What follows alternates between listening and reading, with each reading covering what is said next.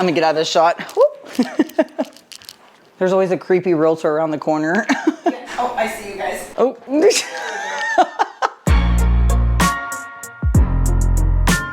Welcome to our new listing on Limbrier. This is a gorgeous little house. 4-bedroom, 2.5 bath. I'd love you to see it today. As you do this over and over, like I'm always at photography day. My clients can clean things and have everything deep clean, but there's gonna be little things that pop out in photos. A while ago, I was cleaning a computer screen because if you're taking a picture of an office and a glare hits it, you're gonna see all the little tiny fingerprints on it. Cleaning your stainless steel, moving things out of photos, removing bath rugs, removing towels, just little things, closing the toilet seats. Like not a lot of agents are detail oriented, and in those pictures I'll be looking through MLS and I'm like, oh my gosh, like just close the toilet seats, you know? So there's definitely things that you can do that will accelerate your pictures. You want it to look as bare as possible. Like you want it staged, but you want it lightly staged. You don't want clutter. You want somebody to be able to put themselves in the picture. And sometimes you'll have clients that have like a ton of knickknacks and trinkets. Sometimes you have to get them to part with those things. Some of the things you don't want to do, you definitely do those days because those photos really are telling.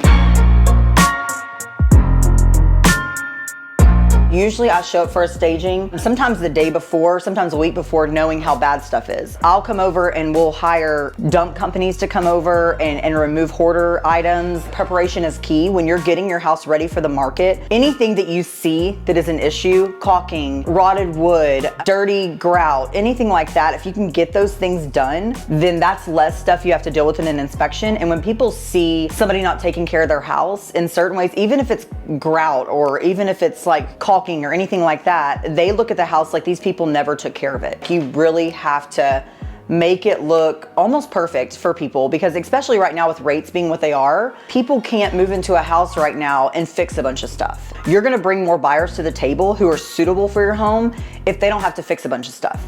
Check your roof, check your ACs, grout everything, caulk everything, like those kind of things. A fresh coat of paint, like that goes very far in today's industry. They can't walk into a home when they're having to put more down and fix a bunch of stuff. Not like it was in 21 and 22 where people were just throwing the house out the window and people were buying it without any inspection. Like now, they're getting heavy on inspections. They want things fixed. Their lists are longer. So if you can kind of do all that before, you rid yourself of those issues after inspections. And you're gonna have different kinds of buyers. You're gonna have nitpicky buyers. You're gonna have the buyers that are like, no, you've done a great job. So you've kind of got all in between. And that's where I come in. People get really nervous and I have my really anxious sellers that are like, I don't know, it's too much. And I'm like, what's my job? That's what you pay me for. I suck up all the stress for you. So I do it every day. I'm decent at it. So you're like a stress vacuum. I am. Oh, nah. I'm definitely a stress vacuum.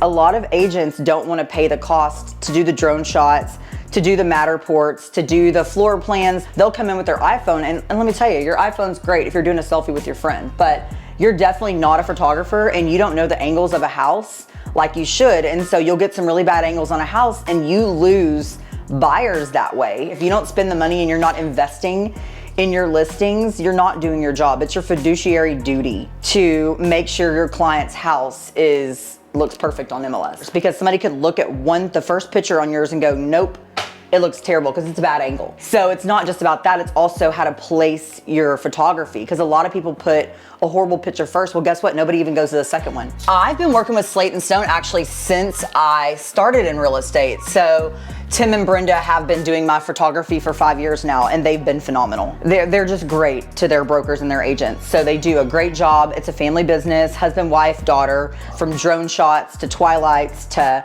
pretty much video, visual, all the things. They do all of my stuff. I don't use anybody else, so they're great. People love older homes though, that still have that like good bone to it. Like homes built in the 70s just have character that we don't get today, for sure. Y'all did a good job. Gosh, the Hardy just looks so much better. So good. And that right there is gonna pay off. With the rise of people working from home, you see spouses that are working together 24/7. And so having like, they call these man caves or she sheds. And so there might be a little fight on who gets it, or they might split it for hours of the day. But having people at home that literally like they're with each other all day long, it's nice to have a little space that they can come into. So this is a really cool space. Electrical obviously doesn't have plumbing and stuff, but the house is right there. So this is definitely a really cool space that people can come to and get away for sure. So with these, because you're in a cul-de-sac, normally you would put them sideways so you see both sides, but this, you want to be able to see it as you're driving up. So we'll usually put them like right here. I'll put one at the end of the road too, so whenever you're at the stop sign, you'll see a home for sale down the road. So we'll have one down the road too. So I'll ask the neighbor on the corner if we can borrow a tiny little spot in their yard. All right, thanks for joining me today on our little behind the scenes for a listing. I'm gonna get out of here because risking my life daily with thunder and lightning. Have a good day.